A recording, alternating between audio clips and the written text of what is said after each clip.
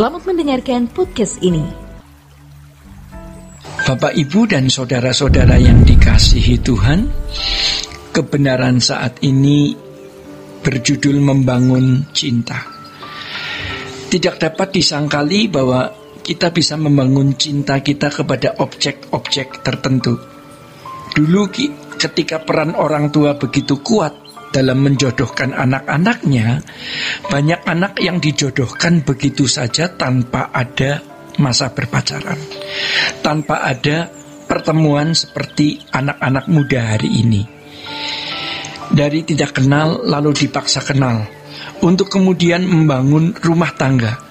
Pada akhirnya mereka bisa saling mencintai. Memang mungkin karena suasana zaman itu, dan jarang kita mendengar perceraian, sebab perceraian itu aib. Faktanya rumah tangga tersebut bisa utuh dan kokoh, ya. Tidak jarang yang tadinya tidak cinta lambat laun menjadi cinta. Bahkan ketika pasangannya dimasukkan ke liang kubur, pasangannya mau ikut masuk juga karena begitu besar cintanya. Saudara-saudara yang dikasihi Tuhan, jadi sebenarnya cinta itu bisa dibangun.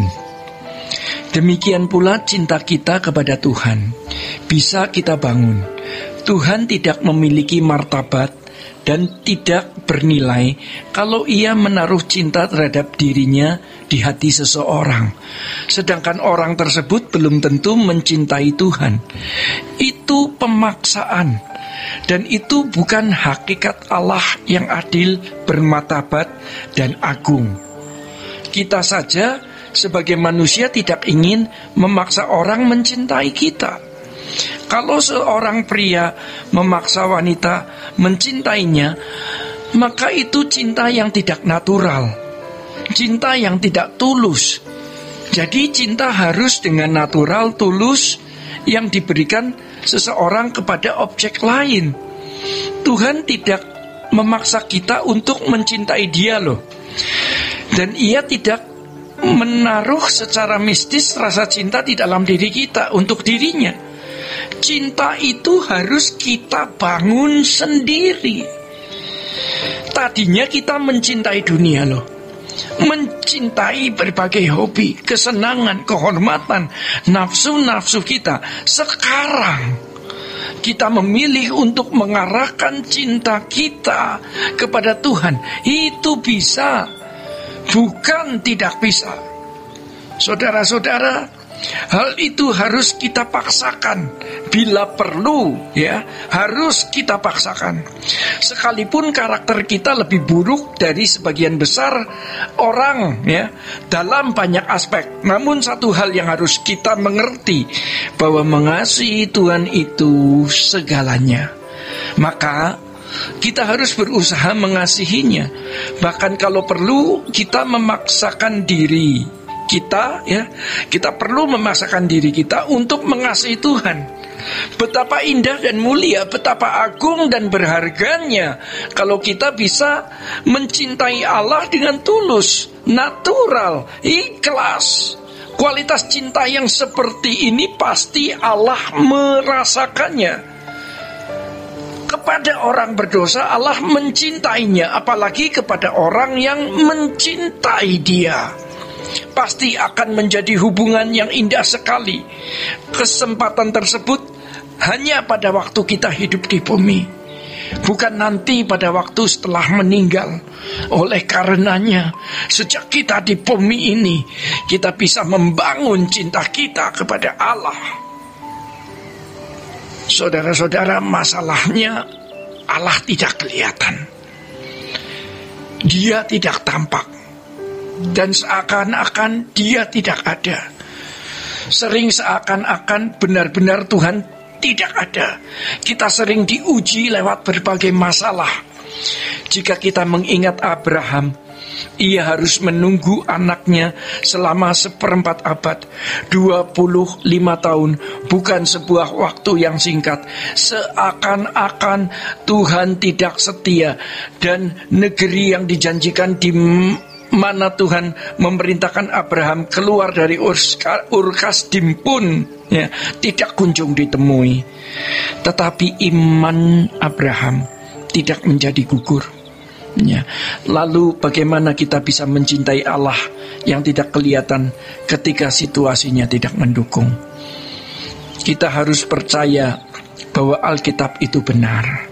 Ya, Alkitab telah mengisahkan, mengungkapkan, menjelaskan, menguraikan mengenai keberadaan Elohim Yahweh, Allah yang hidup, Allah yang esa.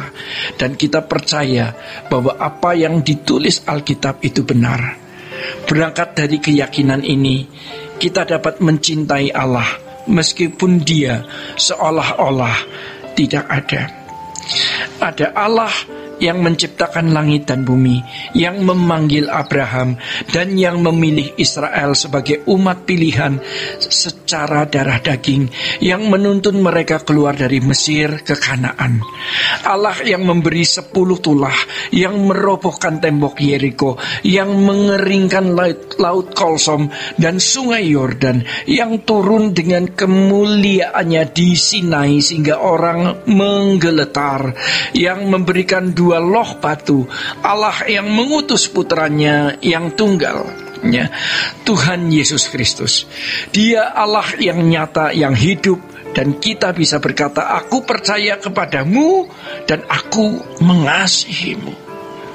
Ini yang harus kita lakukan selama atau selagi kita masih memiliki kesempatan hidup. Kalau sampai kita tidak punya kesempatan lagi, betapa celakanya. Oleh sebab itu, saudara-saudara, selagi kita masih mempunyai kesempatan hidup, mari kita membangun cinta kita kepada Tuhan. Kalau sampai kita bisa membangun cinta dengan Tuhan, hal ini sangat luar biasa, ya.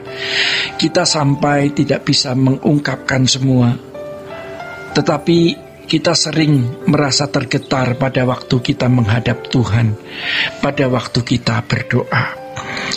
Seraya kita mempersembahkan cinta kita kepada Tuhan.